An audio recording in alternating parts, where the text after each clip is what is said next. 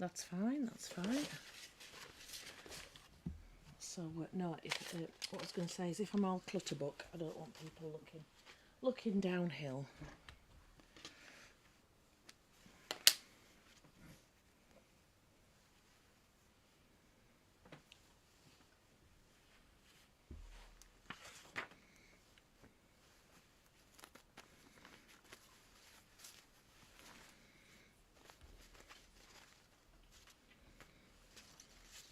I'm going to put them there. Are we live? Or are we still in testing? One, two, one three. One camera isn't working, but oh, yes. We are live apart from the one camera that's not working. Yep. Ooh, righty-ho. This is all a bit weirdy, isn't it? We need one of them clapperboards. And then we can be like proper, like what they are in movies. So can I have this iPad now and then I can see if we have friends. So we've got Mike tonight. So Mike and I are, look at the tatty head on there. Mike and I are getting used to getting used to each other and how we work. Are we live on all three thingies? Should be. Right, so woohoo, welcome tonight for the first time, I hope, we are live on Facebook, Instagram and YouTube. Yay! So I'm expecting there could be, there may be trouble ahead. I should get a record deal, Mike, do you think? Yeah. So yeah, I'm expecting fun and games. I'm just getting my shizzle together here, so I can see that. Pardon, Mike. Got the chat up here for you. Oh, we've got chat, right? So I've got chat here. Mike's got chat there. I think if I'm looking at I'm looking at Facebook, aren't I? Right. So if you're on Facebook, I've got your comments here. If you're on Instagram or you're on YouTube, Mike's gonna have to give me a bit of a oi, look over here. Did you know if you budge up there like that in the dock, you can get... oh, is that what you've done? I can't teach him out, can I? You see, if you're doing all online stuff... It's a younger generation. You just need a 5-year-old child. Mike's a bit older than 5, I might add. I don't want to insult him there. He's a weeny bit older than 5. But a 5-year-old child, that's what we all need, isn't it? We need a young'un in our lives. So I'll put my specs on and let's see who we've got in the house. So Fiona, hello Fiona. You're not the first one that's looking. So Sarah Williams, hi. Jane Bayliss, you found me, yay. Sally Watson from Scotland. Oh, is it chilly up north? Because it's just gone chilly down here in Yorkshire. Shirley, welcome. Jackie, welcome. Karen Wagstaff, hi, how are you doing? We haven't seen your name for a bit. Mary Mand, oh, Mary, how are you feeling? Mary's not been very well this week. Pat's watching, and we've got Fiona. Oh, Julie Perkis, a new name. Hello, Julie. Is this the first time that you've been with us, or is it the first... Am I not remembering? I'm so sorry if that's the case. Leslie Arkley, your name looks like a new one as well. Wynne, Jessica, Sarah. I can't find you on YouTube, probably me. Do we have any advice for YouTubers? I'll take a look. Is going to take a look and see if we're there. But if on the search bar you put in Quilting Antics, should come up. Might just need a little moment, with it being there's a delay and all that business. Right, yeah. So, oh yeah, welcome. So if you are new to our community tonight, welcome, and I'm so glad you found us. We love a new friend. So we are on YouTube. Yeah, Mike says we're up on YouTube, so we're fine. Leslie, hi all. Yeah, we've read that one. Karen Wagstaff caught up with us on Sewing Street and treated myself to lots. No, I didn't do Sewing Street, not yet. Oh, Humphrey's watching. Sending lots of love again, because she had a bit of a tumble this week. She knocked herself out, did I tell you, Mike? No, out cold, Sparko, on the floor. So, Margaret's watching as well. Hi, Margaret. Julie Perkis, yes for a live apart from Secret Sewing Club. Betty Liz Portus, is that how we pronounce it? First time here. Welcome, Betty. And if it's your first time and you're a bit shy, just drop me an emoji, anything. Not we can do a thumbs up or a love, we like loves, but if you do a comment with just an emoji on, that's all you need to do, and that's there. So tell me, what have you been up to this week? Let's have a look. Karen Wagstaff, it wasn't Sewing Street, I'm having a blonde moment. You are? What are you saying about us blondes? Hey babe. Look at the roots. Oh gosh, do you know what? I always have 2 appointments in front. Every 5 weeks, go get your roots done and all the rest of it. Would you believe we got to December and I thought, I should be due to go for my roots done. No appointment. Got in touch with the hairdresser, Andrea, if you're watching. Got in touch. Oh no, we've got no appointment. Can I make one? Sorry, we're full till January. So I'm going to do my debut. Yes, my debut on Sewing Street. That's TV if you're not in this country and you're not sure. Looking like a badger. I'm a little bit mortified if I'm honest. So, but anyway, we've got what we've got. And let's hope that the camera's like not totally down on the top of your bonts. But anyway, we've got what we've got. So I'm thinking, ooh, how am I going to get around that? Fiona, I've been sorting through my Quilting Antics patterns. Right, I'll tell you what, Fiona, you are prolific. You make so many of our quilts. It's a bit of an honour. We are thinking of new designs. I've got one in my funnel, but if you've got anything that you'd like us to design, let me know and we might. Yeah, so right, yeah, what else has everybody been doing? Fiona Greenslade, au natural is best. Well, I know, but do you know what? I'm going to look old when I get there. For now, I brought my family up. I brought somebody else's family up. Why do I have to dash into independence looking like an old fogey? I'm not there yet. I'm not ready. So, Margaret, hi Anthea, made a doll called Holly Claus. Oh, took longer than a bag to make. Very fiddly. For anybody who doesn't know, Margaret Adam is, do you remember on Create and Craft, the Scottish lady who used to make bags? Well, not used to, she still does. That's Margaret. So, you know, drop her a follow if you want. Jules Making, I'm knitting a Christmas tea cosy. Not really a knitter, but persevering with it. I'm not a knitter either, but I'd persevere. It'd probably end up like a Doctor Who scarf. Do you remember? Was it Tom Baker in the 80s? And round it'd go, and that'd be my tea cosy. Pat, party on Wednesday and caught a tummy bug. Oh no! I was with Pat, well, on Zooming with Pat on Wednesday, and you were really looking forward to that. Oh no! Humph will come over to do something. If that's falling flat on your back again, Humph, we'll hold that. Jules, loved seeing your crafty cabin this morning. Oh, that's to Fiona, not to us. Claire Cranston, thanks for the help with Die Dragon. Yeah, thank you. So Claire was doing one of our designs and had a little bit of a problem, and she got in touch and we sorted it. So woohoo! There we go. Pat, get a washing colour shampoo. I know, I was thinking about that, but then I'm not sure if my hairdresser had touched me. Well, I've got somebody else's funny stuff in. So, right. So, I do have a little list somewhere. Let's have a look at my list. So we're not going to have a massively long one tonight because we've done 2 weeks of like mega longs. So I'm going to start with our news. So next Friday, I can't believe this, I will be on Sewing Street.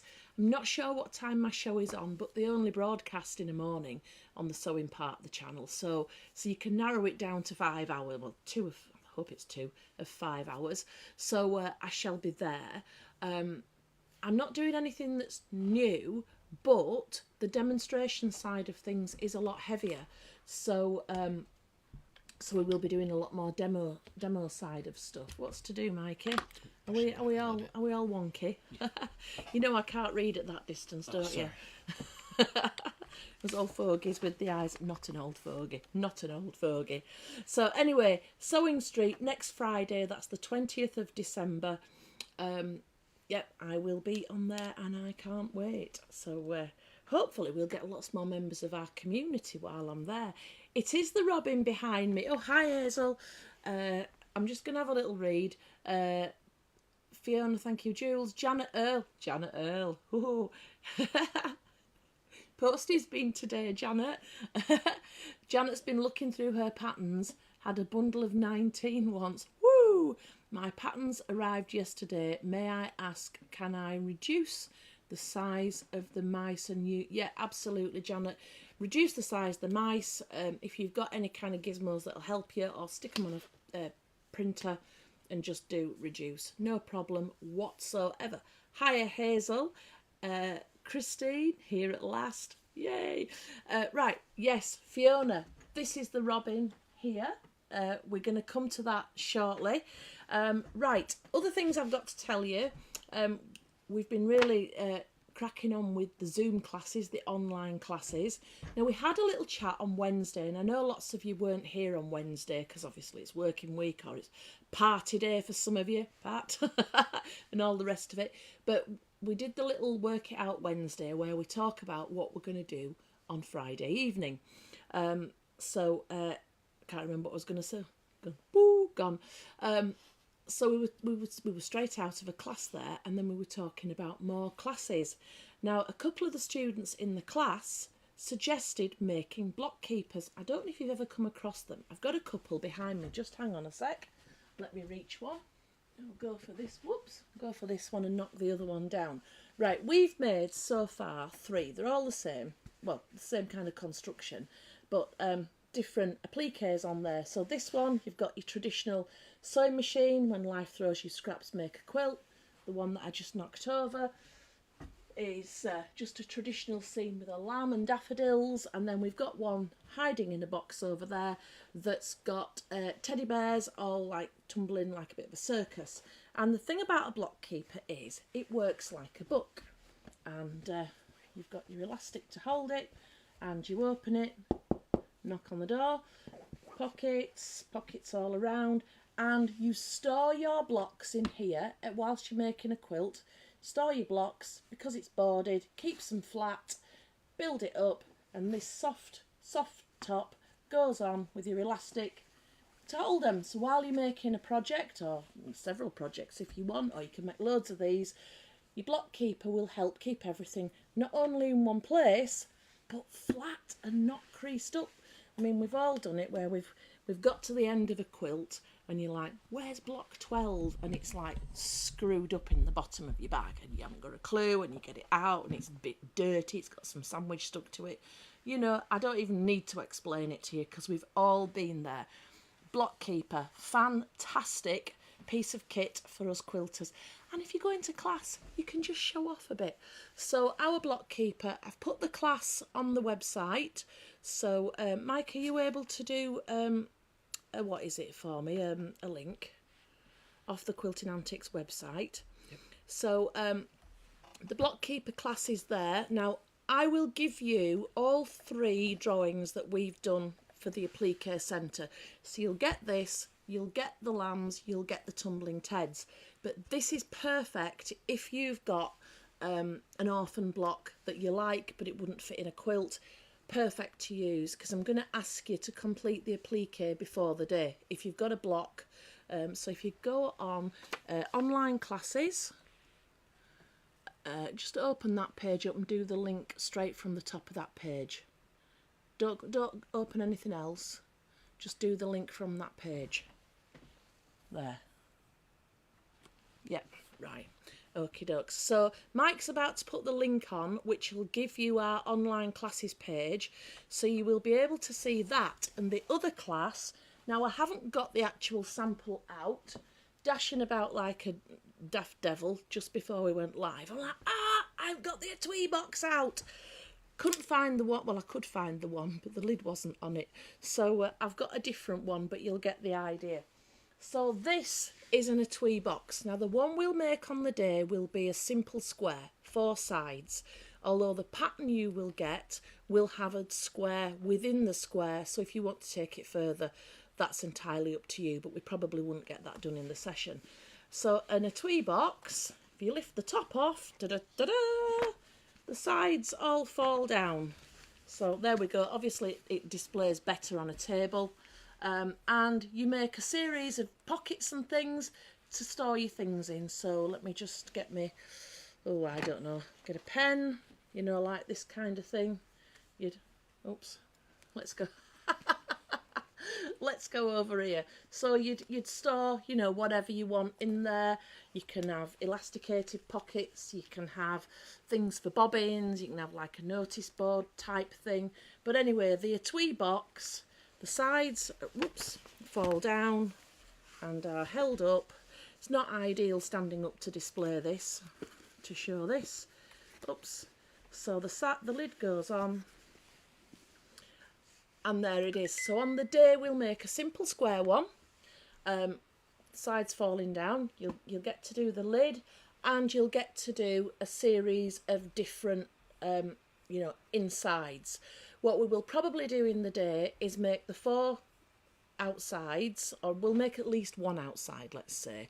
We'll make a selection of different insides and we'll begin to join them together.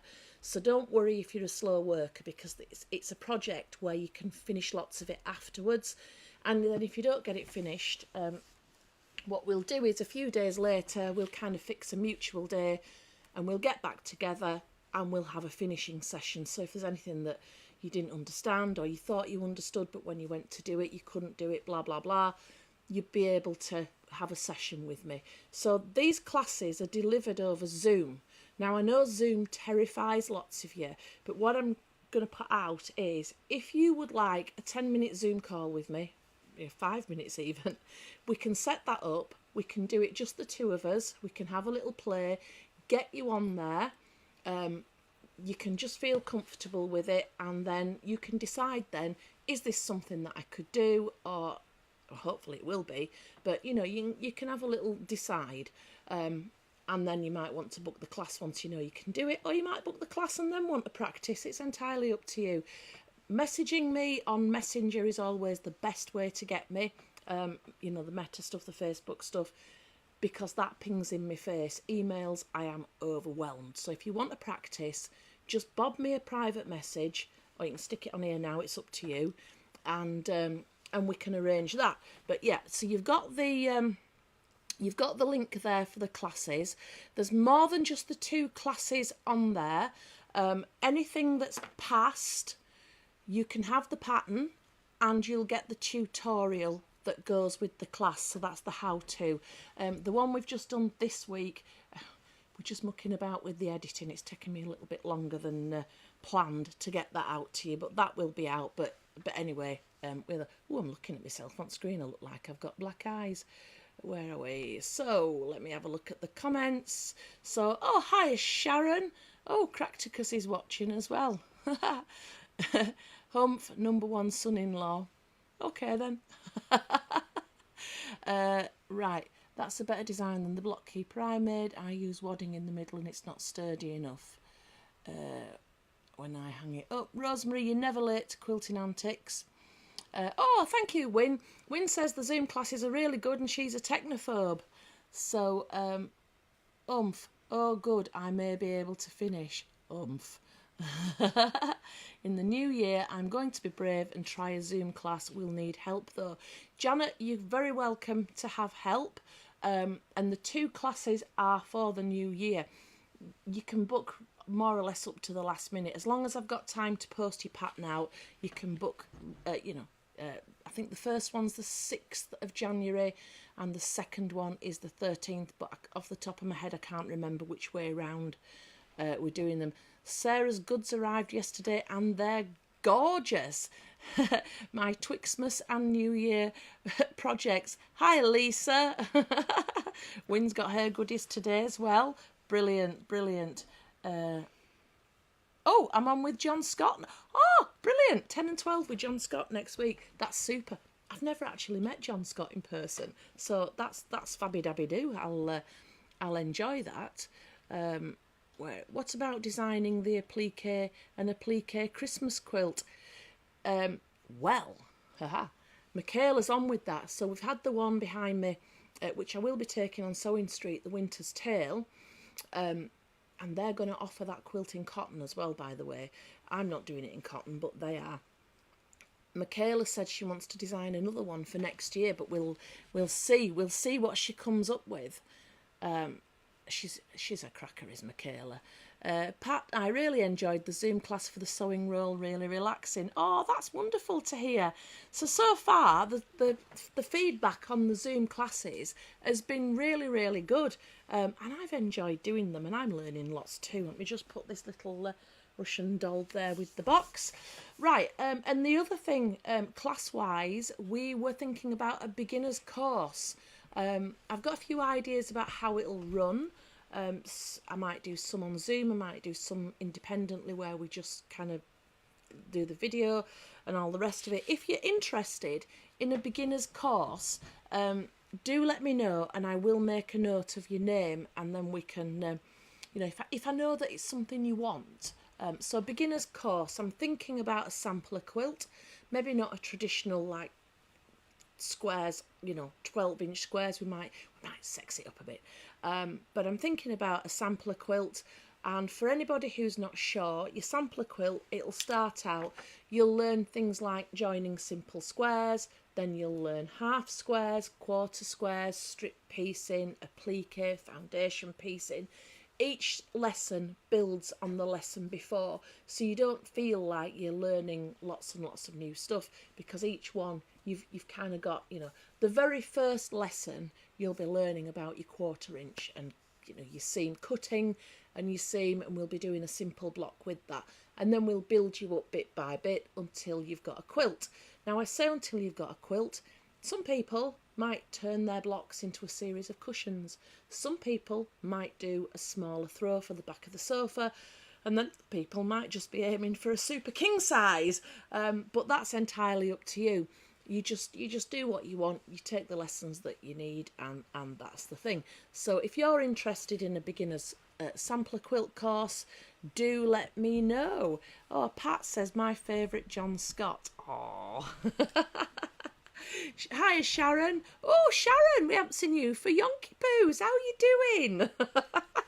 How are you indeed? Right, I'm going to give you a little warning now. I'm going to be showing how to bind a quilt, because on Wednesday people asked, the Jane Bayliss, will take your name down there.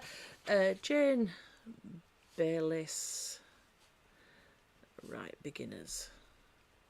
What? Sorry, what's up, Mikey? Do you prefer it like this?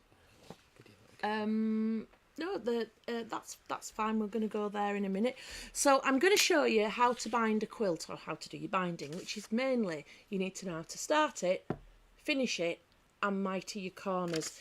If you're struggling with your binding, cut yourself a 2.5-inch strip of paper, and you can do it with me on paper. So paper and a biro probably.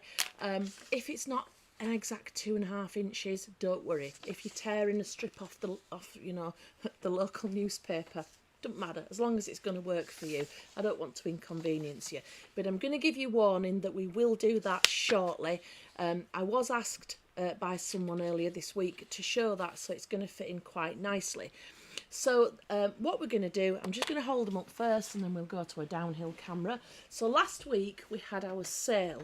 Now there are still some kits left. If anybody wants these, and they're all different amounts left. Some have got a few, some haven't got many, blah, blah, blah. If you want some of these, I will still do the 25% off during this session now. And these are the projects that we're going to be focusing on. So we made them, let me get them in order. Whoops, spring, summer, autumn, winter.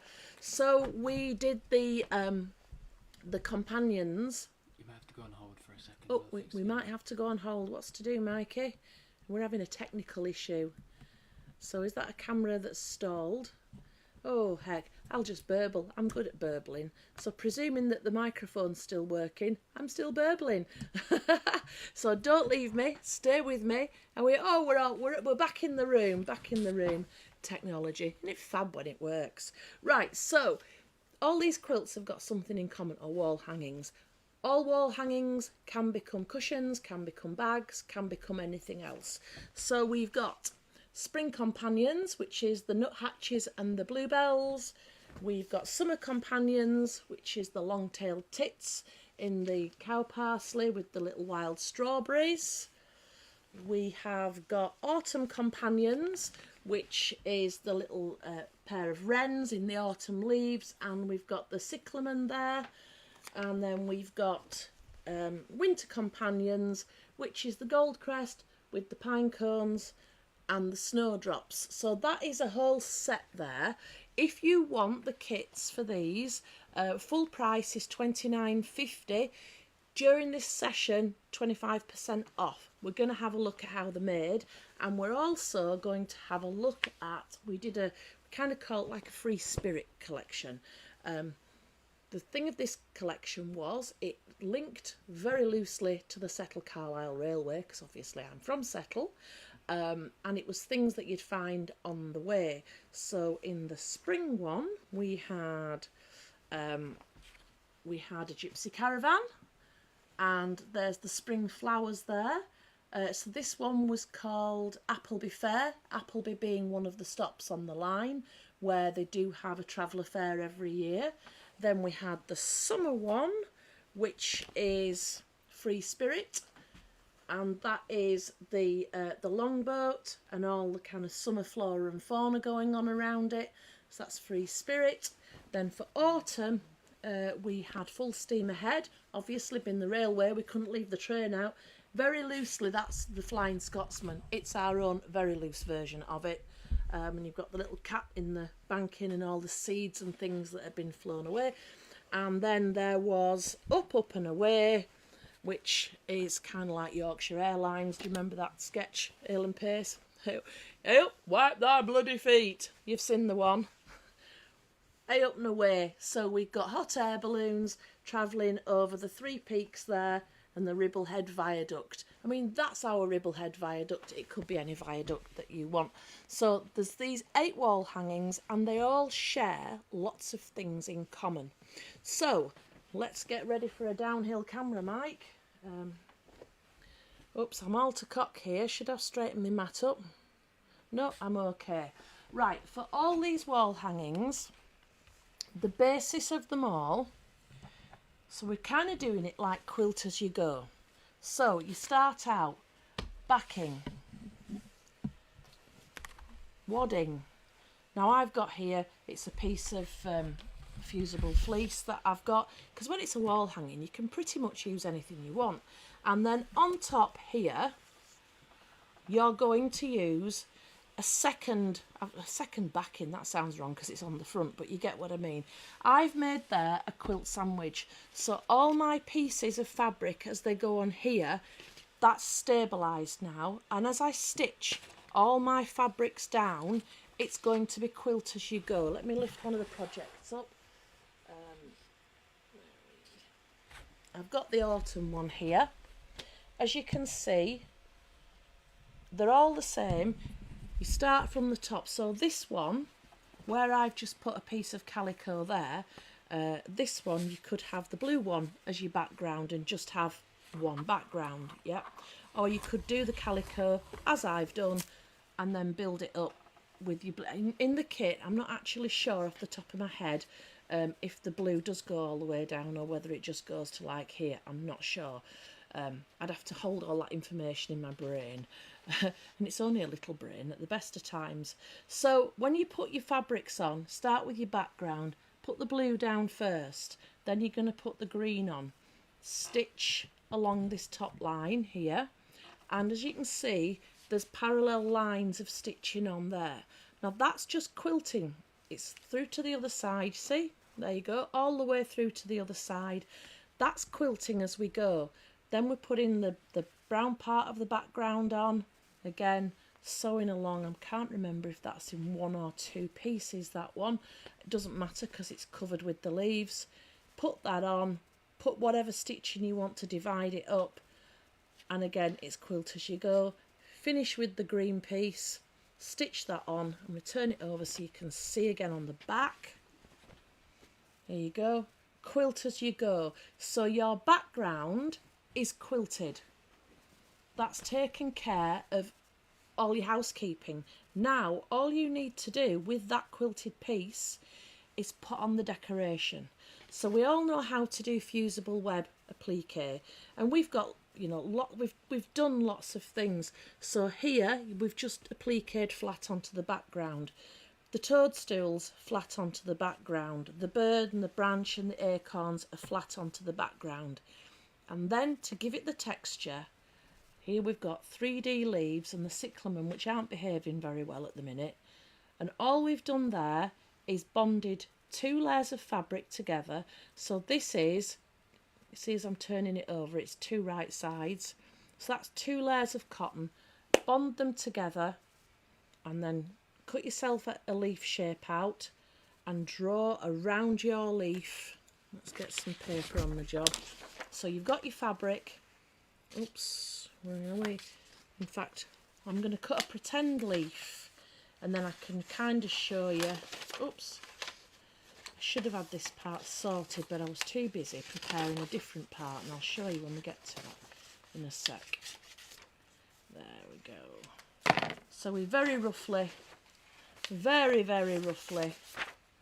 got a leaf which we put on the fabric, and then you draw around your leaf. Obviously white on white's not the most brilliant idea for a demonstration, but you're sewing around your leaf, so multiple times round. If you go wrong, it doesn't matter because you're going to cut that off. So you're going to sew around. I've no specs on and I'm doing white on white. How wise, how wise. So we've got all the leaves there. With your sewing machine, right? Chug, chug, chug, chug, chug. Chug, chug, chug, chug, chug. Just go all the way around. Now, you can either end your thread off there, or what I would probably do is we'll have drawn another one here, and I would just go chug, chug, chug to the next one, and then I would stitch around that. Once you have stitched around all your leaf shapes, so it's 2 layers thick, cut them out, cut your leaves out quite close to the stitching. You don't need a 1/4 inch seam allowance on this because you're not joining anything, it's just decorative. Yeah, so cut your leaves out. Let's move that right, put that there, and here we are. So as you can see, the leaves overlap each other as you go. So you're going to start with probably the one that's down at the bottom of the line there. Put it on, and then to join it, do this centre vein. Am I in the shot there, Mike? Do the centre vein to join it. So on the machine to join it, there and back. Yep. And then your next leaf, you can put it on top, so it would probably be this one, and it's overlapping there. Join it there and back, and that is it. And just keep on going the whole way up, overlapping each leaf. So you're not putting all of them down at once and then thinking, how the dickens am I going to join them? You just put one, you join it, then the next, and you join it, and so on. So if you get up here and you think, oh, it looks a bit bare there, put another one on. Yeah, it's, you know, as much fabric as you've got, or if you haven't got enough, get in your stash and add to it and make some more. Now these up here are exactly the same idea, but being wool on the front, we've used a cotton on the back. Now the joy of the cotton on the back is, let's say I decided that looked a bit too dark, I could just turn one over and then I would have, you know, I'd be bringing that one in as well. It's an autumn composition, so you're just doing whatever you do. Here we've got the cyclamen. Now the cyclamen, I've got a little piece here, believe it or not. So a cyclamen, it's got life to it and vibrancy, and we just used white, but it wasn't enough. So just a piece of white cotton was not enough. Can you see that looks quite, I don't know if it's coming out on the camera, it looks quite bland next to that. So let me come a bit higher. What we did, we used fusible web and organza, and we bonded organza. Now on this side you would need to protect your iron and your ironing board, so we've got a Teflon oven sheet, cheap as chips from your supermarket or whatever store it is you're going to. But if you bond some organza onto there, or anything similar that's got a little bit of a twinkle, you get something that's got a little bit of a twinkle. So when you put that on, because we didn't want pink ones, we thought it'd look a bit sickly with the autumn colour, But the nod to the pink, and I will hold this up here, the nod to the pink of the cyclamen, when we fasten them down, we've just used an embroidery thread there and just gone round and round. Now each cyclamen, and I'm going to show you, in fact I'm not going to show you the whole cyclamen now, I'm going to switch to the winter one which has got snowdrops on, and I can show you the next stage but with a different flower. So here we've got the winter one. Is that fully in shot, Mike? Yep, okay. So it's exactly the same idea. You're building it up with your quilt sandwich to begin with.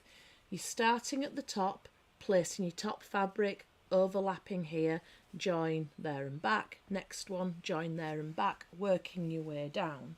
And if I turn it over, you can see all the stitch lines as we've gone through. And the more you're stitching on, the more you're quilting this. Now here we've got, do you know, I haven't just woofed it. Here we've got snowdrops. If I just come up a little bit more, that might put them more in shot. And you can see, like the cyclamen, the 3D. Now, we studied snowdrops. We'll come up to the camera a little. We studied snowdrops and we had a look at how they were made. And if I peel this one back, we can show you. There's the centre kind of like trumpet bit there. And all we did, using white cotton and green thread, we cut, where's my little strip gone that's been knocking about, Mike? I'll just cut another one. I'll just cut a thin one here. We got a narrow strip of white cotton. We did a green zigzag all on one edge, and then for each flower we just rolled some up. Yep, we did a couple of rolls till we got something that we liked, and then cut that off. That's the centre. For the actual flower, we've got here, that is 2 layers of white cotton bonded together. I don't know if I can open it. Well, I'll just show you the edge. You can see there, whoops, well, you can't see because I can't get in. There you go, 2 layers of white cotton bonded together. And my snowdrop shape, put your snowdrop on, and just like for the leaves, you can stitch around in green, you can put the stitch detail on, and then each finished snowdrop, you're going to trap, oops, let me cut my trumpet off, working in papers, going to be hopefully a little bit better behaved. Put your, use it this side, put your trumpet in the middle, and then bring these outer 2 leaves round and catch them, and there you have a 3D snowdrop, which you can, let me switch back to this, just simply secure at the top. And that is all there is to the 3D flowers. I thought that was quite nice. On the winter one, we also have the pine cones. We've got 3, 2 at the top and then 1 down here at the bottom. These were the easiest thing. We looked at all kinds of ways of constructing these, and in the end the best way to do it was to get a strip of brown fabric. We used a wool. Now all our designs we use wool, but you don't have to. Just tie, in fact, you see that properly, you tie it in a knot.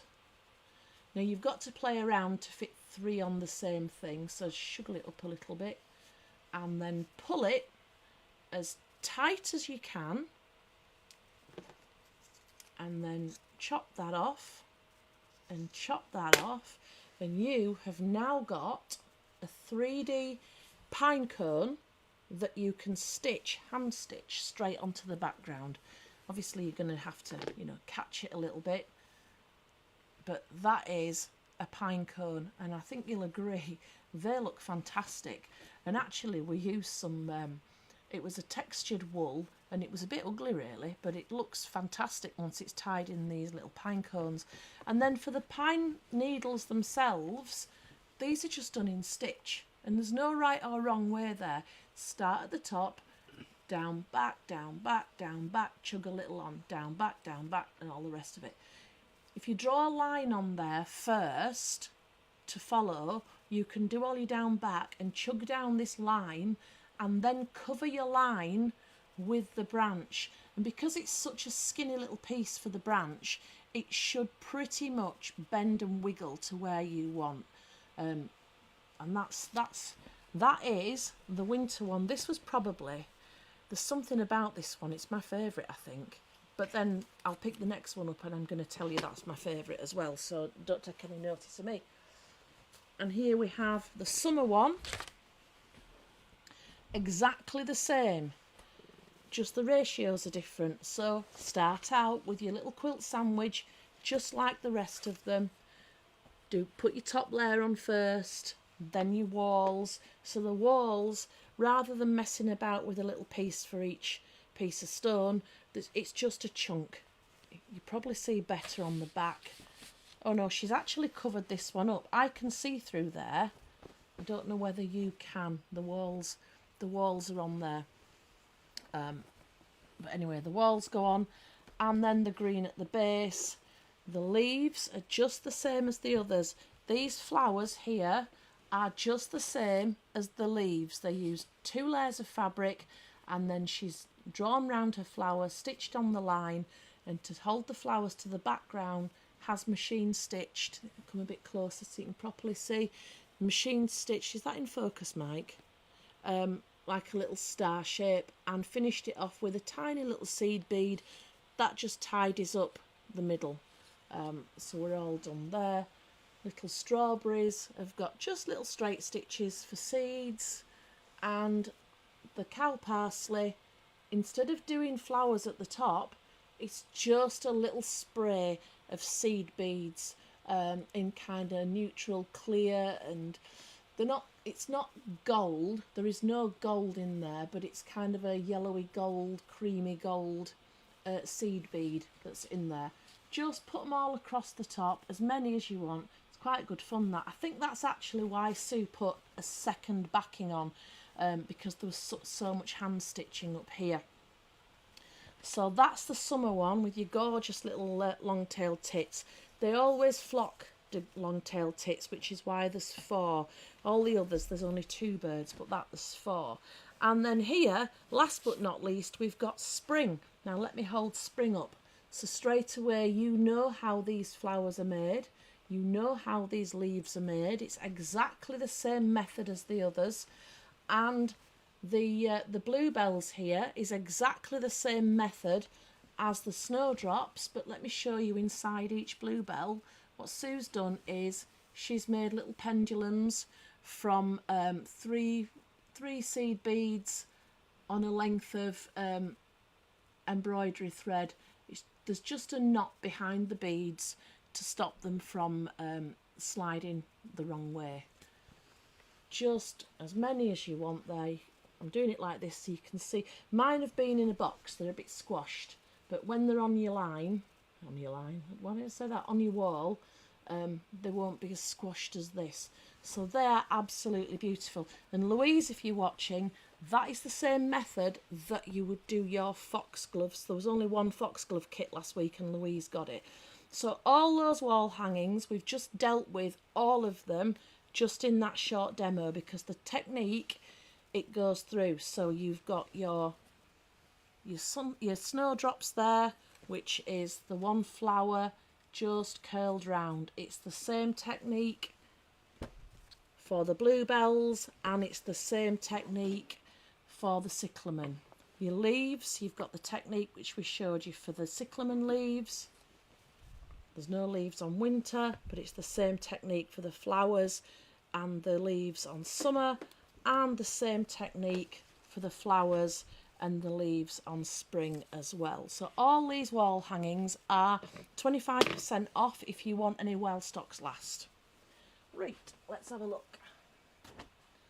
And then we've got, I'm going to come to binding in a minute, and then we will look at the robin for Fiona as well. So here we've got, this is the other set of wall hangings that we were selling. So A up and away, straight away you know how these leaves were done. So on here what we've done, some of the leaves are flat fusible web applique like you normally do.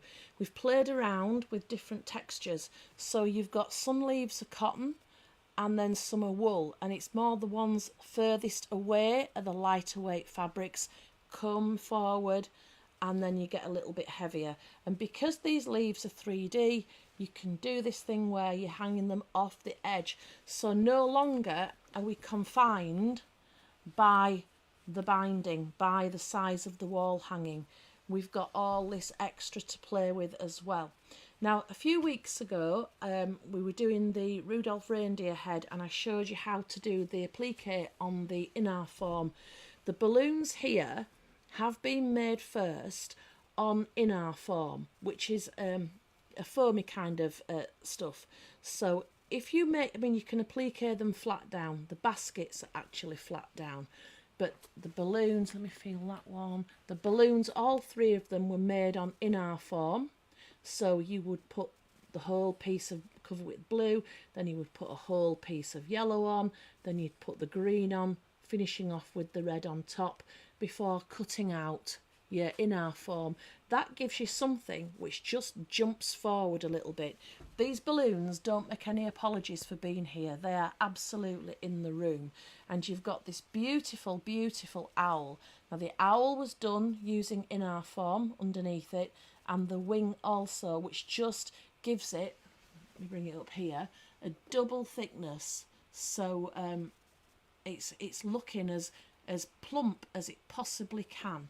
So that one there is A Up and Away, Yorkshire Airlines. And then we've got here, this one was probably the simplest in terms of, we've used the inner form on the train to make it really, you know, jump up and look like it's, you know, the main thing, the main presence on the thing. And the cat also is done on inner form. Now you could have had the cat hanging off a little bit, but we were conscious that at the time I was going to the exhibitions and the shows there, we thought it would just, you know, the tail and everything would just get damaged, so we put it in. But this one here, you've got, we wanted to capture in autumn, you know, when the train's whooshing up the line and the seed heads are flying everywhere. So you've got, I'm going to come up close so you can see lots and lots of hand embroidery on here. So all the little seed heads, so like little kind of clusters of star shapes and like little straight stitches in different lengths, and little V-shaped stitches on the actual seed heads themselves. So it just, you know, little what have we got here, lazy daisy stitches to look like seeds that are about to, you know, pop out of their seed pod, and so on. And then on the train you've got contrasting thread on the wheels so that it looks like the spokes on the train. So that's that one. And then the theme of the hand embroidery has continued. Now, we looked at Summer Companions a few minutes ago. This could be exactly the same with beads for the cow parsley, but Sue's done a mixture of like seed stitch, which is just running stitches, you know, like but higgledy-piggledy all over, and French knots in there to give it some real texture. So just go with it, absolutely bonkers. So the actual stem was stitched on the machine and then came to life with all these stitches on top. And as you go along, we come to the bulrushes here. Oops. The stem is stitched. Plop that piece of brown fabric on, applique that on, and it looks as dull as dishwater. But once you start adding straight stitches and French knots, just think about how they look when they're about to go pop in nature. It all seems to come from one side or one centrepiece that starts to go first. And then we've got here the 3D leaves using a variety of greens. So you've got different green. We've used wool that side, and we've used cotton on the other side. You can see these are cotton. Using one on each side just gives you that scope to, you know, flip and get the depth in there. And again, you can see, go a bit low, up here, these leaves, they're hanging off the edge. So that's just going to give you that extra layer of interest, really, as they're there, you know, you're not confined by this shape. And again, the background, you're starting at the top, just like the others. You start at the top, then the water was put on, then the grass at the front, and these bushes, they're not trapped in the seam, they're just appliqued on top, because we wanted it to look like they were falling into the water. You know, like when you walk on a towpath and it's really green and it looks like it wants a good weeding. That's what we really wanted. And the bridge, she's just done that little piece of contrast grey on there to give you that 3D effect. Absolutely beautiful. And the scale, so you've got smaller things like the duck in the background coming through to the larger vegetation at the front, just to give you that scale, that perspective within the whole journey. This is, it's not just a something to stick on your wall. This is a journey. These 3D leaves at the top, we agonised about these for ages, and I think the thing that we were looking at, imagine you're walking through some trees and you just coming to the edge of the kind of group of trees, and you've got all these above your head, and you're just looking through, and this scene is emerging in front of you. So the composition was really important in this one. And then we've got, finally, of the 8, the Gypsy Caravan. Now the whole caravan is made on in-our form, just as we've said earlier. So you're making that, the beauty of making them on in-our form is, so you're working on a small piece, everything, obviously it's bigger than this square I'm holding, but everything's on there. So when you go to your machine, you're working on that. When you're decorating, you know, like it's TV at night, whatever, you're just working on this size. You get this finished, you do whatever you want, you decorate it to your heart's content, then you bring it back to your background, put it on, and all you need to do is sew around the edges. Now the wheels and the steps were put on afterwards, but this actual Gypsy Caravan, you could go on for miles and miles and miles. And here we've got the trees in the background there. The tops of the trees go into the binding, giving you the impression that, you know, they are way away. They're in the far away, because you can't see the top. And then you come to the front and you've got this beautiful frame here with all the flowers. And these, again, we know how to do these. We've discussed this. 2 layers of fabric bonded together, sew your leaves on, sew your flowers on. The centres are what are used to attach to the background. And these gorgeous little violets here, just as an afterthought, a little lazy daisy in yellow there, just to give them that cute little violet, like almost a face. So there we go. So, and obviously your little bunnies, you can put more bunnies on. You could put a woodpecker in the tree if you wanted, or anything. You can go on and on and on for miles. Right, so while we've got you looking downwards, let's have a look at some binding. So, in fact, I'll grab this back again. The binding here, we're talking about this burgundy strip going round. So we set off at the beginning and we had our calico backing, or whatever you're going to use. You had the wadding in the middle, and then another piece of, let's say, calico, or it can be anything that you're getting rid of, using up there as your foundation to build everything on. So you've finished your whole composition. Some of them you would have to bind before you put the final touches on. So like here, where your things are going over, you've either got to hold them out of the way while you're binding, or you could put them on afterwards. It's up to you. This is your creative journey, so you decide the order. You can make all the elements, you know, separately in advance, and then once you come in to piece your work together, you've got all your bits there, and you can make that creative journey. So whichever way you decide to do it, you're binding. Now there is more than one way to do binding. You know, and if you've already got a better way that you prefer, then absolutely go with that. But this is the way I do it. So if you've got your paper ready and your pen, because you can copy me here, you can follow me. So the first thing you do with your binding, mine's 2.5 inches wide, and then as long as you want it to be. Oh, I'll tell you what we should have done. I'm just going to invent another 2.5 strip. If you need to join them, the way you're going to join them is put one at a right angle on top of the other, and then you're going to stitch diagonally from the corner of that one to the corner of the one below. Okay, now I've done it lots of times and I still get it wrong. So you're going to stitch there. If you want to check beforehand, just put a pin in and open that out and you can see it's going correctly. If I show you it the wrong way, then you'll know what I'm trying to say. So if I stitched it that way, for instance, it's not going to open properly. There's 1,000 other ways that you could put it together and you'll get it, you know, going that way or whatever. But if you put a pin in first, put your pin in the direction you're going to stitch, and then just open it up.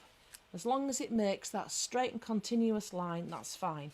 So once you've joined across here, you've stitched across here with your, it's not a 1/4 inch because you're just going the corner of that one to the corner of the one below. Cut that seam back. Now cut it to about 1/8 of an inch, which is about half the size of the seam that you would normally work with. And that's because when we open this out, we want that ridge there to be as inconspicuous as is absolutely possible. So when it's cut back, you're going to press the seam open. That again is really going to help, because obviously I haven't cut this back, it's paper, because when you fold it over, one seam allowance is on one side, one's the other side of the join, so that's going to help that be as small as it possibly can. And the fact that you've joined them on the diagonal means that when we fold the binding in half, you see half your diagonal is on that side, and then turn it over, it continues on the other side. So you've spread that seam as far and wide as it's possible to spread it. That's why we join on the diagonal. Right, so back to where we were. Once you've got all your strips together and you've got a strip that's long enough to get round your whole project, fold it in half, wrong sides together. We want to see the right side because you're not going to turn this through. Press that and get a nice crease. So if you're working along with me, get your paper and fold it in half. So you know you started at 2.5 inches. I mean, right on there if you want to at this stage, 2.5 inches. And then when we start attaching it to the quilt, now if you know I haven't told you to cut this back yet, you can, if you want, mark a line on for your edge. You probably don't need to, but don't cut it back yet, because it's an insurance policy. If you go wrong, you've still got something you can cut back. If you cut that back and then you join and your seam's not right, you've got a gap, whatever, you know, just don't cut it back yet. So I usually start stitching on the bottom edge, but not in the middle. If you're going to go somewhere really obvious, it's more likely to be noticed. So I usually start somewhere off centre. So raw edges, so the edges that, you know, that's the fold, that's the loose edges, that's what we're calling raw edges. Put your raw edges together on your quilt. Now you're not going to start at the end because it's going to make it difficult for finishing off. So pull it along and start 3 or 4 inches. If you've got plenty, you can leave it longer. And then sew with your 1/4 inch. I'm a bit cack-handed here, upside down. Sew with your 1/4 inch seam. And when you get to the corner, so if you're working along with me, you're just going to do a dotted line, roughly 1/4 inches. When you get to the corner, you're going to stitch out to that corner. Okay? And this is where I'm going to pay for being cack-handed. So pull that there. Right, now what we're going to do is make that mitered corner. I'll bring the whole thing up to the camera in a minute, but I do need the flat surface to rest on. So I'm going to fold this, and I know when I've folded it correctly because the line that I've folded is straight onto the line that I'm going to sew. Can you see that? And then to complete the mitre, I'm going to fold it back down, and I know I've folded it back down in the right place because this top line is straight. so I'm using the sides of the quilt to help me. I've stitched out to the corner, so all I'm going to do is jump my needle back on and then continue stitching a 1/4 inch down and come up. So I started here, I stitched to the end of the you know, the piece, stitched out to the corner point, I folded up, I folded down, and then I jumped back on and I stitched down. Now if you've done this alongside me, and this video is going to be on Facebook for 30 days and it'll be on YouTube indefinitely, whatever, you can do that, you can come back, you can look at it, but if you do one in paper, you can see how it goes. Now once you're, and it's a bit harder to show you in paper the actual fabric, but when you're on your corner and you've finished putting all your binding on, and I will come to the end in a sec, but let's just finish addressing corners. So to finish off your binding, you fold the whole thing over onto the other side. So that's why the folded edge is the one that we use second, you know, rather row edges together here, then you've got that nice folded edge, and you're going to go over to the wrong side and you're going to hand stitch that down on there. Now what you want is a nice tight fit. Let me show you. So as it comes over your quilt, it's a nice tight fit. Can you see? It's the top of the fabric is at the top of the binding at both sides. What we don't want is for it to be like this, where we've got just a baggy top bit there, because that is just going to be ugly and it's not going to be nice on your wall or wherever you're putting it. So you want the top of the fabric to be right in that fold, get it right in there. And as you're working your way around and you get to your corner there, that will come over, and you can see a little on the paper. So as I'm pulling that over, you can see that nice, it's just a fake mitre, but who cares? And it will go all the way over onto the wrong side. You might have to fiddle with it a little bit, and the first ones that you do might not be as neat as they will be when you've been doing it years, but that corner will look like a mitred corner. Right, so when we started, we left a loose bit. We've gone all the way around. In fact, I'll have this turning. We've gone all the way around and we're back to the start. Okay, so the start of the stitching, let's say it was there, and now I've got this bit and it's way too long. What am I going to do? Well, doesn't matter which end you fold, and you'll have a preference for it, and if the quilt police are watching, they'll definitely have a preference, but we don't care. So one end, you're going to just open it a little and fold it under. That's your hem, that's your seam, that's tidying it up. And then the other end, as you come round, you might have to trim it to make it the right length. We'll just slot inside, and then with your machine you just carry on stitching your 1/4 inch across that join, because once you've halved that to get it on the wrong side, no one will ever get anything through that gap there. So remember, we've done it off centre to start with, so it's not in an obvious place. That's going to be as tight as anything because you've positioned it nicely on your quilt. And there we have, that's the secret of doing a nicely bound quilt. Right, shall we have a bit of face on, Mikey? Do you know how to bind a quilt now, Mike? We'll refer your mother to it as well later.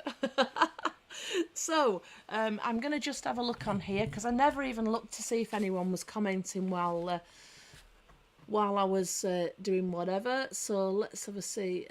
Oh, Jane Bailey's one's beginning. Right then, I think everyone's been quiet, haven't they? Been struggling a bit. So here, oh, but Sharon's been struggling a bit, so needs a bit of cheering up and learning new skills. Join us on a Zoom. Oh yeah, Donis has just reminded me of something. Sue Robinson's been watching. Hello.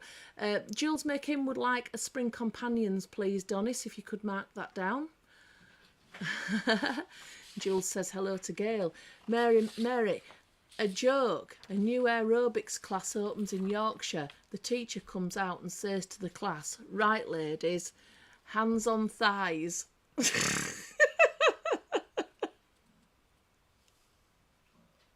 Jules who? Making. We're not sure how we pronounce your name. Karen Wagstaff would like both kits, please. Can you narrow it down, Karen? Because there was 8.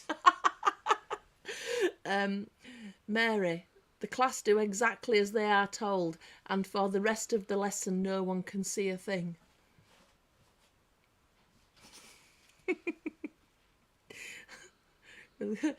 Right. Susan Townsend, great evening, great show. Thank you very much. Brilliant demo. Oh, I do like my ego being stroked. Jane, thank you for the explanation. Again, a new project for me. Sylv, yes, please. Yes, please. Is that to a beginner's class? Another beginner's class, Humphrey. What's a French knot stitch? I shall show you. Let me see if I've got some thread on my needle and then I can show you. Pat Hansaker would like a gypsy caravan, please, Donis. And right, oh, brilliant. Pardon?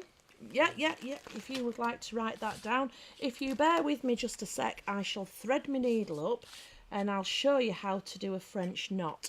For years and years and years, I could not do French knots. And then someone showed me, and now I can. I'm going to go dark blue and do it on the calico. So let's see if this shows up. I'm hoping it will. The thread will show up on the calico. It's whether the parts of the stitch show up in the dark thread. I'm making a bit of a pig's ear of getting me thread undiddled. So right, where are we? I am going to go to the robin. So Karen Wagstaff, caravan and autumn, please. So that the caravan is the gypsy caravan and the autumn one with the birds on. Oh, thanks, Win. Thanks. Right then. I'm going to go even more basic than basic with my French knots. So this is just a little impromptu that I wasn't organised for, but actually that's worked out quite well. So just a sec, Mikey. So I've got here, I'm using DMC. I do like a good quality thread. So DMC, Anchor, what's the other one? Apple, you know what I mean. And Poppy Patch sells some nice stuff as well. So in this, there are 6 strands of thread. Okay, I've just kind of tattily opened them out there. You can pull each strand of thread out on its own. For embroidery, you would use 2 strands. Now then, this is it, heathens here. We're using wool and it's thicker, so we also like to thicken everything else up as well. I like 3 strands, so the thing is, practice. Have a go with 2, have a go with 3. I've parted the threads and I'm just putting my finger in and just teasing them apart. There we go. So there we go. I've got 3 strands of thread there on my needle. Talk among yourselves while I get it threaded. Easier said than done. You know, no pressure and all that business. And apparently, if you can't get your thread through your needle, they reckon not just licking the thread, but the needle. Because it could be that you've got a bit of fluff in your eye. Oh, that's gone straight in now. There we go. Knot my thread. Hey, this is a real nifty little way of knotting thread, by the way, as well. Get the end of your thread, place it the wrong way on your needle, so it's the end of the thread is at the eye end of the needle. Hold that, go round 2 or 3 times, and then ease that thread down off the eye end of your needle, and you will end up with a knot which is at the end. So right, shall we go downhill, Mikey? I'll just get this as well. Now I'm hoping you're going to see this. I'll go through all the layers because it's a bit more stable. So a French knot, just come up through your fabric, okay? Now the ease of a French knot depends on you controlling everything. So hold it nice and taut. It's not easy doing it up in the air, so forgive me if I make a pig's ear of it, but I'm holding that. There's some tension there. I've nipped it between those fingers. Get the sharp point of your needle and working away from your fabric, so toward my finger here. Pass the thread once, twice. Now, Royal School of Needlework, that would be enough, but if you're quilting antiques, I like to go 3 because I like a bigger knot. I've gone round 3 times. I'm still holding that with tension on. And what I'm going to do is now get the point of my needle very carefully and go in either, well, as close as I can to the original place. Now, this is not easy doing it in the air, so forgive me if it goes wrong. This tail here, I'm just pulling it slightly to get that tension back, and I'm keeping my thumb next to my needle as I go straight down through the fabric, and I'm keeping that tight there, because as this comes up it may well go swirly whirly into a knot, and then right at the last minute I'm just going to let go and that knot will form itself, and that is a beautiful little French knot. Now, a lazy daisy stitch, let's do that one as well. A lazy daisy, I'm going to make a large one so that you can see. Come up, make a loop, oops, and then put your needle back in almost the same place, just to the side of where you first came up. Yep. And then travel forward, depending on your project. It might be 1/4 of an inch, might be more, might be less. I'm going to do a big one because I'm showing you. Go forward, and then you see my needle is over the top of that thread. That thread can't go anywhere. So when I pull the needle through, that thread cannot follow down the hole. Now, don't pull it tight all the way or it'll look choked. Just get a nice oval, and then over the other side of the thread my needle will go down, and that is a lazy daisy stitch. Now, if you wanted to do a chain stitch, you would start out with a lazy daisy, but instead of jumping over the thread like you just did, you would make another lazy daisy and just keep going and keep going and keep going as long as you need it to. And that's chain stitch. There we go. And then the other thing that you saw me reference was seed stitch.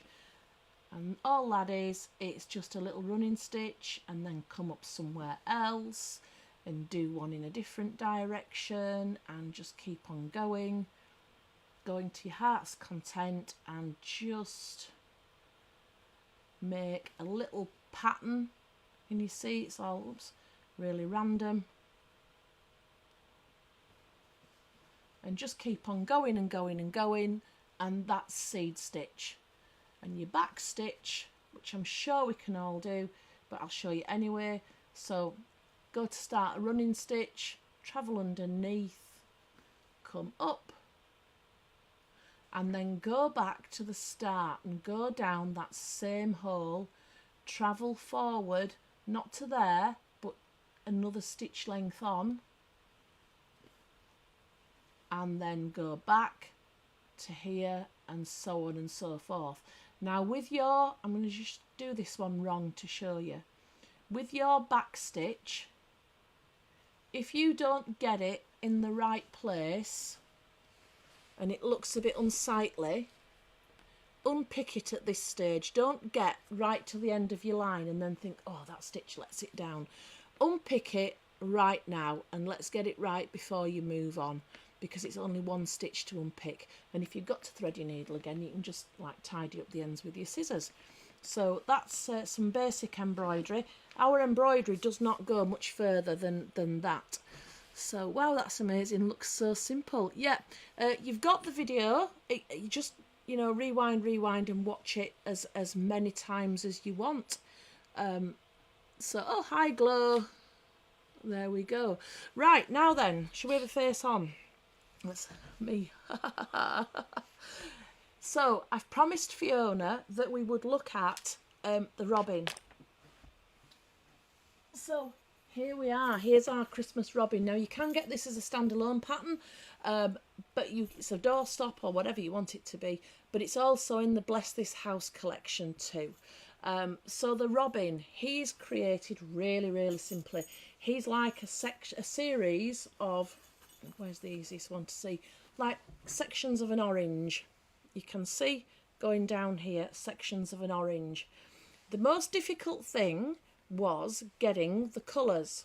So on the pattern, and I'm not that great at drawing, but I think you get the idea, particularly now you've seen this.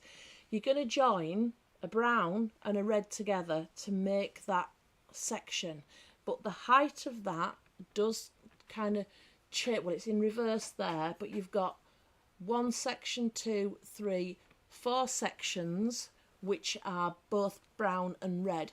When you're piecing your sections together, rather than matching top and bottom for here, match where the colour change is, because that you don't want a step there.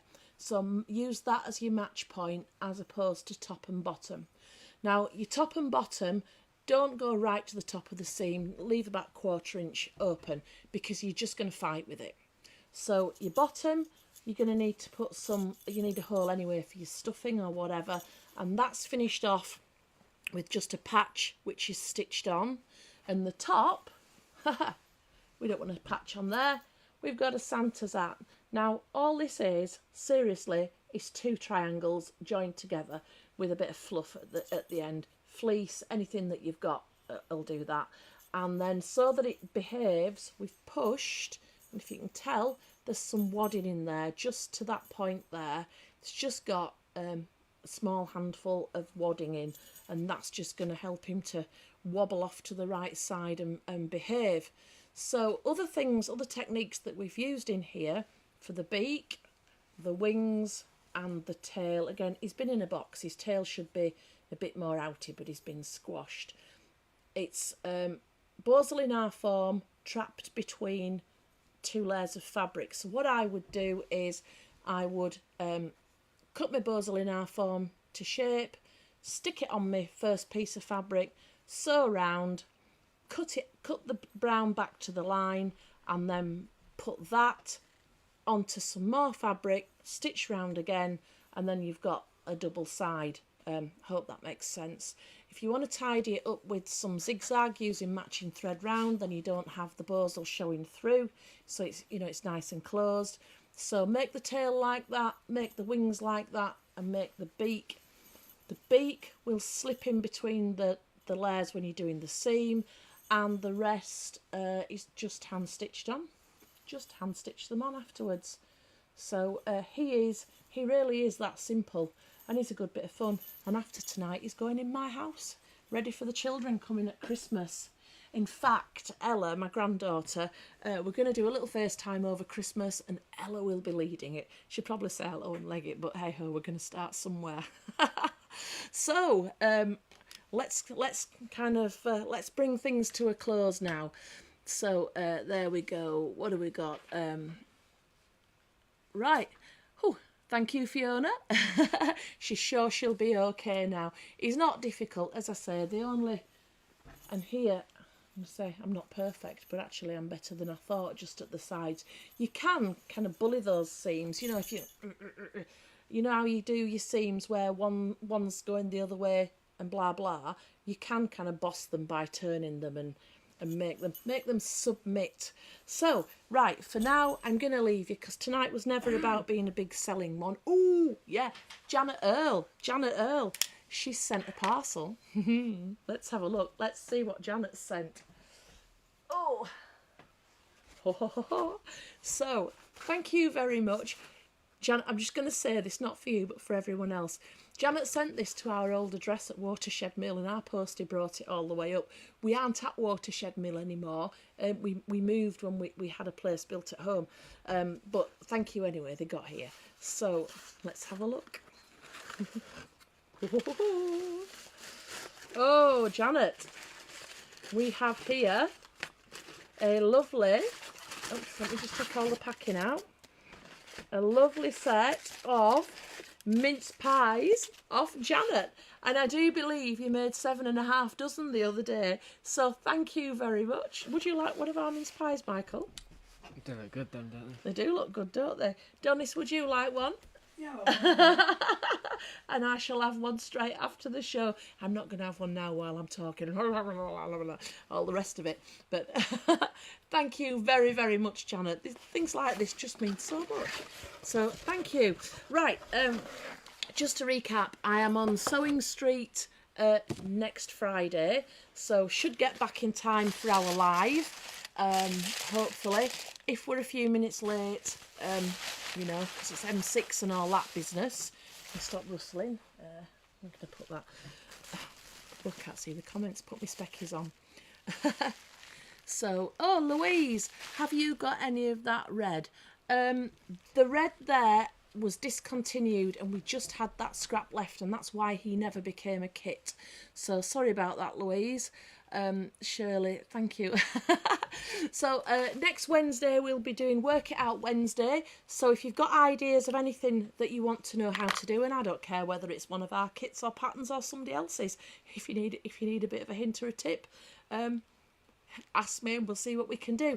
So Work It Out Wednesday, we'll do something for next week. I don't want to do big selling ones before Christmas because I think we've all spent enough money, and Quilted Antics isn't that kind of company. We're in it for the long haul. We're all friends and you know that. So if there's anything that you want me to show you how to do and all the rest of it, Work It Out Wednesday. If you can't watch it live, watch it after. If you want to join me for one of our Zoom classes, our online classes, we put the link up earlier. Will that link be at the top of the post, Mike, if we put it on? Can put it there. Yeah, we'll put it on again. So if you want to join one of our classes, I'll show you what we're doing. We're doing, one of the classes is for a block keeper. So nifty little piece of kit to keep all your blocks in while you're making a quilt or whatever project you're up to. So we'll make that together. It's not revelationary, but it's just a nice thing to do on a cold winter's day when it's dark and miserable outside and you've got company and friends, me and whoever else joins us. And then the other one that we're doing is a twee box, the exploding box. This is not the actual one, couldn't just lay my hands on it. So it's the thing where you take the lid off and all the sides fall down, and what we will do in the day, we will make a simple cube.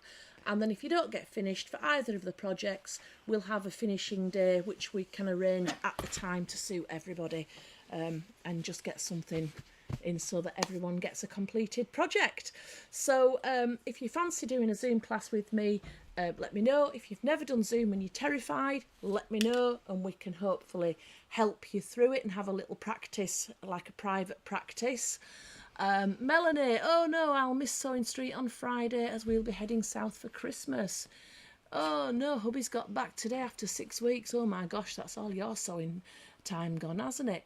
Louise Fry, did you see my comment, re the blooming bag? No, I didn't actually. I think I've missed that one. Yeah, bob me a message after this, Louise, and put what you want on there, because if it's a private message, I'll pick it up. So, right, Pat would like a Poppy class. Poppy, let me address. Oh, top fan. Pardon? Yeah. Pops, where are you? Where are you? Right, let's have a look. Ooh, now then, let's have a little look. Just see that, yep, they're all in there. Ooh. Right then, can you just go in there, Mikey? Put the little hand in there. Top fan. Now, if you're wondering what all this is about, for the Top Fan Award, right, what you've got to do is you have got to comment on lots of our posts. The more of our posts you comment on, Meta, Facebook, whatever we call them, will award you a Top Fan badge. Once you've got your Top Fan badge, you will go in Poppy's pot for the draw, and the winner will get a £10 credit to use on our website. Now, I'm not sure you're going to see this one as it's handwritten, so it's going to glare in the camera. But today's winner is, well done, it's Hazel Hebson. So well done, Hazel. There will be a £10 credit. I'll be sending it to you at some point after the show. So well done, Hazel. So if you want to be in Poppy's pot next week, whoops, there we go. If you want to be in Poppy's pot next week, get commenting. We only go back 7 days, so so you need to have your comment in the 7 days before, you know, between now and next Friday, that is. So to be in Poppy's pot, all right, hello, Poppy, how are we doing? I'm all right, thank you. Right, we'll have a little chat afterwards. But in any case, so get your comments in, comment. Then you can go in Poppy's pot for next Friday night. So, right, I'm going to wind it up now and